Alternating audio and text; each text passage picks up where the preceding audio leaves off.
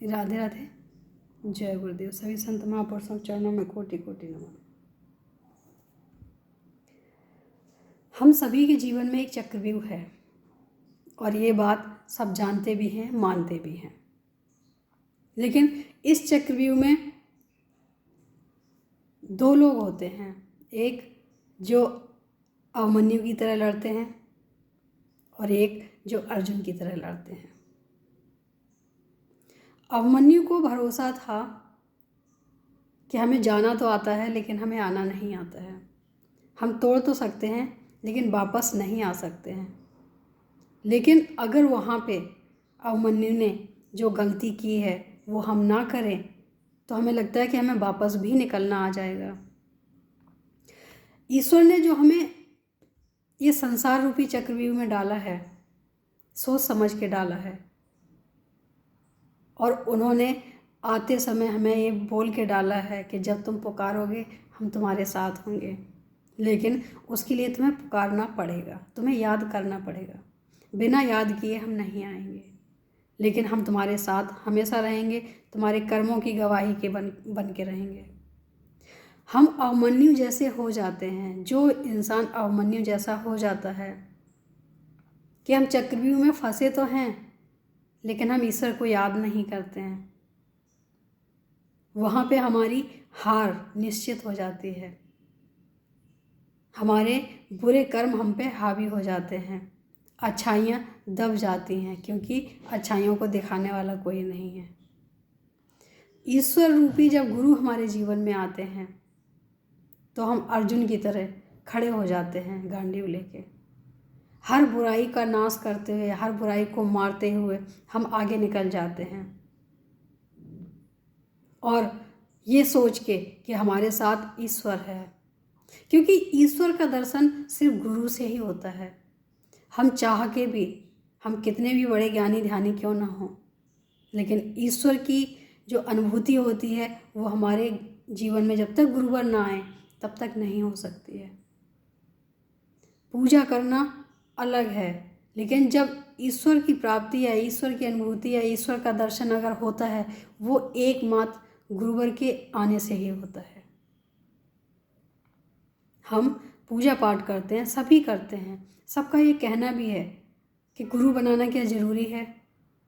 हम पूजा पाठ करते हैं, हम माला भी करते हैं, हम हवन भी करते हैं, हम सब करते हैं, तो उसके बाद भी हमें गुरु बनाने की ज़रूरत है, हमारे जीवन में गुरु की ज़रूरत है।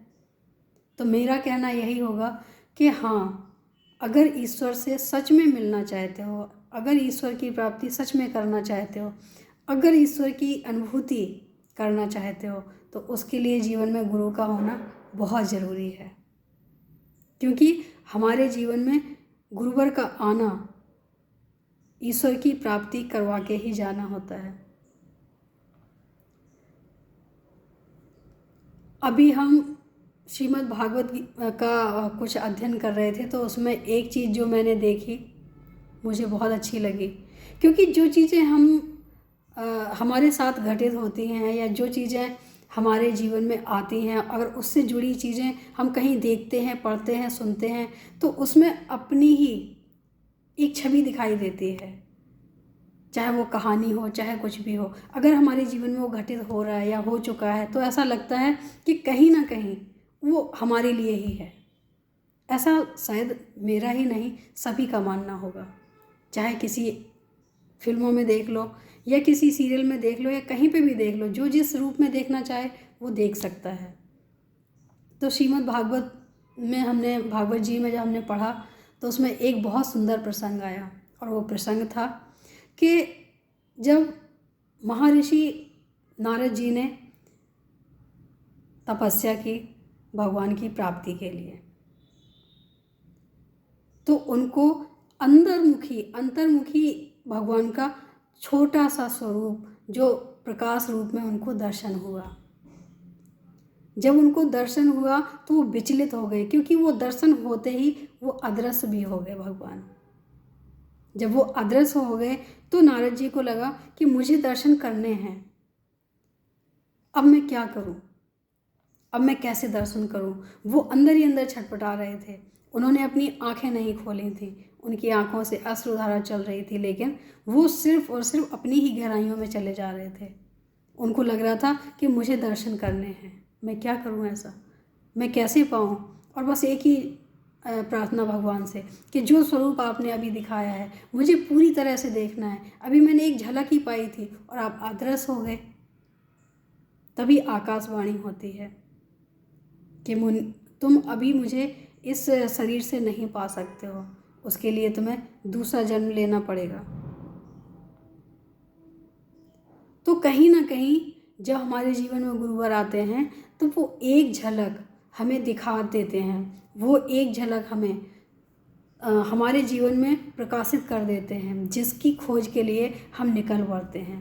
फिर हमें लगता है कि हमें पाना है, हमें देखना है, हमें वो महसूस करना है, वो हर चीज़ को पाना है, हर चीज़ को महसूस करना है जो हमने एक छोटी सी झलक देखी है। हमारे जीवन में कहीं ना कहीं इसी चीज़ का अभाव है कि हम कभी भी किसी चीज़ के लिए जिद नहीं करते। हाँ, जिद करते हैं तो संसार के रूपों के लिए जिद करते हैं कि हमें ये चाहिए, हमें वो लेना है, हमें ये लेना है। अगर हम जिद कर जाएं कि हमें परमात्मा से मिलना है, हमें परमात्मा का दर्शन करना है या परमात्मा को हमें महसूस करना है, तो हम कर सकते हैं, लेकिन उसके लिए हमें जिद्दी होना पड़ेगा। जैसे हम और कामों के लिए जिद्दी हो जाते हैं और हमें वो जब तक कार्य पूरा ना हो तब तक हम उसके पीछे ही पड़े रहते हैं। एन कैन प्रकारण हम हर चीज़, वो हर सुविधा असुविधा हर चीज़ को देखते हुए कि हमें ये प्राप्त करना है, हम हर हाल में ये प्राप्त करेंगे। जिस दिन ये हमारे जीवन में हम अपने आप में ठान लेते हैं तो मुझे लगता है कि शायद कर भी सकते हैं। लेकिन अगर सही है तो, ईश्वर अगर देना चाहे तो, इसमें भी ईश्वर के हाथ में है।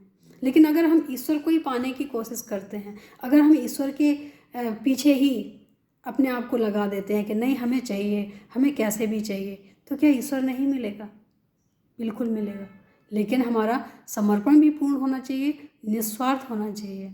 इसलिए ना हो कि हमें कुछ उनसे कुछ मांगना है, सिर्फ इसलिए हो कि हमें उनको पाना है। कहीं ना कहीं अनुभव में भी अगर आएंगे तो फिर हमारे जीवन में वो एक ऐसी ललक पैदा कर देंगे कि नहीं, मुझे तो चाहिए, कैसे भी इनको चाहिए। और फिर हम उसी रास्ते से जाना, जब हमारे जीवन में गुरुवर आते हैं तो वो हमें रास्ते ही तो बताते हैं कि हमें कैसे जाना चाहिए, हमें क्या करना चाहिए। हमारे जीवन में गुरु का महत्व क्यों है कि हमारे भटकाव ख़त्म हो जाते हैं, हमें अपने मंजिल का पता मिल जाता है और हमें रास्ते भी मिल जाते हैं। जब तक हमारे जीवन में गुरु नहीं आते हैं तब तक हम भटकाव में ही रहते हैं। ना हमें अपनी मंजिल का ही पता होता है, ना ही हमें अपने रास्ते का ही पता होता है। जब हम इन दोनों से ही बिल्कुल अनभिज्ञ होते हैं तो हमें पता ही नहीं होता कि हम जा कहाँ रहे हैं, हम कर क्या रहे हैं।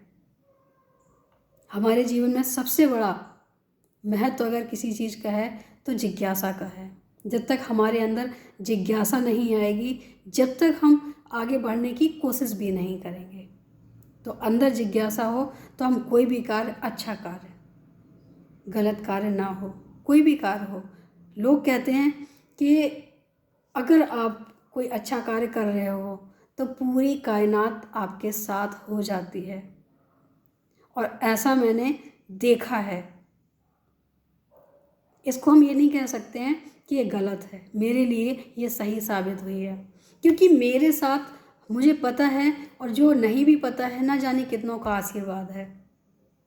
हमारे जीवन में ना जाने कितने लोगों ने, जिनको हम जानते भी नहीं हैं, देखा भी नहीं है, लेकिन उनका भी हमारे साथ आशीर्वाद, हम जो महसूस कर पा रहे हैं,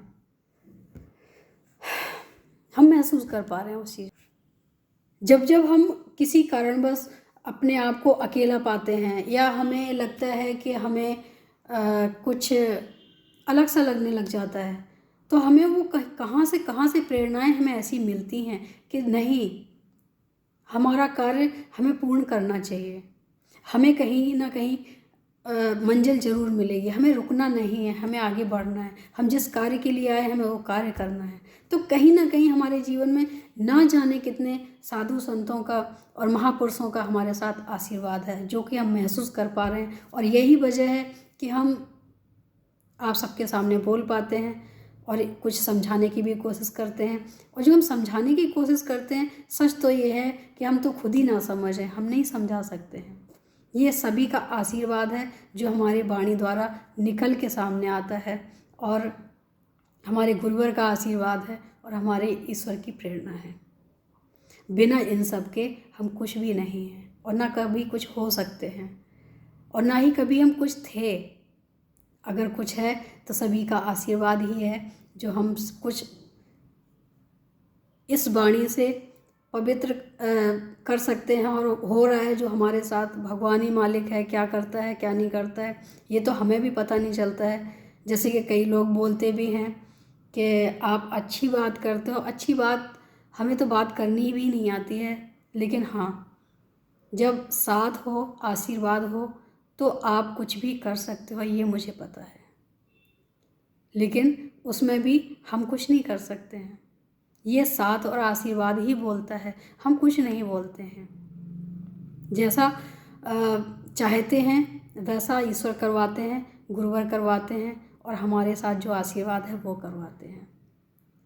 हमारी अपनी कोई सत्ता नहीं है, हमारी कोई अपनी आरजू नहीं है, लेकिन हाँ, हम वो ज़रूर करना चाहेंगे जो हमसे करवाया जाए। अच्छा कार्य हम ज़रूर करना चाहेंगे, और मुझे अच्छा भी लगेगा कि अगर हम किसी के काम आ सकें, तो हमें लगता है कि अगर हमारे गुरुवर की कृपा है और वो चाहते हैं तो हम ये कार्य ज़रूर पूरा करेंगे, और आगे कुछ जो करवाना चाहेंगे हमारे गुरुवर वो सारे कार्य करेंगे।